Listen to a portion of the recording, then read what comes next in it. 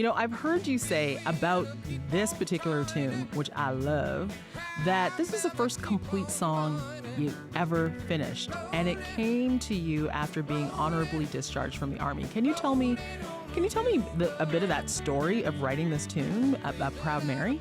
Well, first you have to know came home off of active duty in the Army Reserve. When I got home, I told myself, you need to get more organized. You need to be more professional about this. And so I went and got a little binder and some binder paper at a little local drugstore. Basically, I was saying, this is my songwriting book. I'm going to put all my songwriting stuff in here. Didn't really know what that meant. But I put the book on a little empty binder, you might say, on a table. And a couple of days after that effort, you might say, that sort of proactive initiative I had taken, a thought came to me, the words Proud Mary. And I went, oh, okay, well, this is what I got to do. I didn't know what Proud Mary meant, but I went over to my book and I wrote the words on the very first page. The first entry in that book is Proud Mary. Wow. And of course, I went on doing that same thing, writing more and more phrases or titles or whatever in the book for many months, all the way up until now we're in the next summer, 1968. Somewhere around June or July, I received my honorable discharge from the Army. It was sitting on my apartment steps. In fact, I had stepped over for a couple of days because it was so official looking.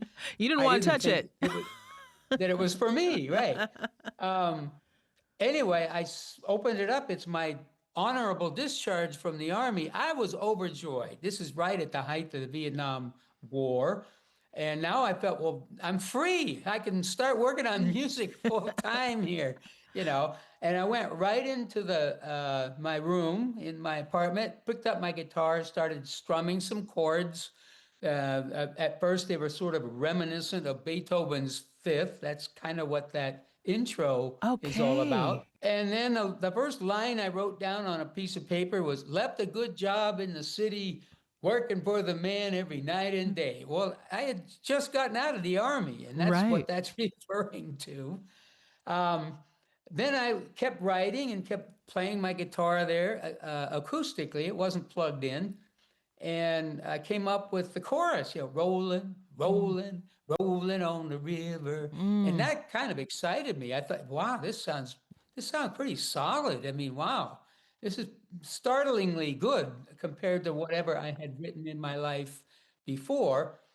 And I said, well, what's this song about? I can't quite get a handle. Where's this thing going? Left a good job, rolling on the river. What's going on with this? And I went to my songbook. This is the very first time that this process actually evolved. Of course, I didn't realize all this at the time. I just opened my songbook, which had a bunch of pages filled in, and I see on the first page it says Proud Mary, and I look at that and I think, Proud Mary's the name of a boat. It's a boat name, like a river boat.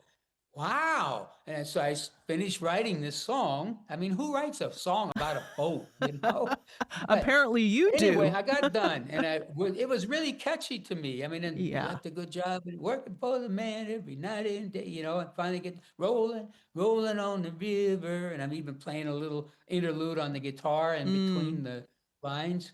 I finally looked at the piece of paper I had written, and I believe at the time probably 95% of the words were all there, all complete. And I just looked at that as, John, this is a classic. You've written a great song here. What I'm trying to say here is all my life, starting from when I was a child and had been somewhat mentored by my mom, she would talk about the old time guys like Irving Berlin and Hoagie Carmichael. And as I grew up into the rock and roll era, of course, I loved Lieber and Stoller, who did all the Coasters songs like Poison Ivy and Searching and all that. And of course, the Beatles, Lennon and McCartney. And I had heard what a great song is and who great songwriters were, but I had not done that. I was a kid. And here I'm staring at this thing, and I realized I had crossed a mark, crossed a line into some place where this was truly a great song. Number one, I realized I was the only person in the whole world that knew this, right? I was alone. And the second thing was, oh my God, I hope I get to do this again Yeah, because yeah. I was worried that it might never happen.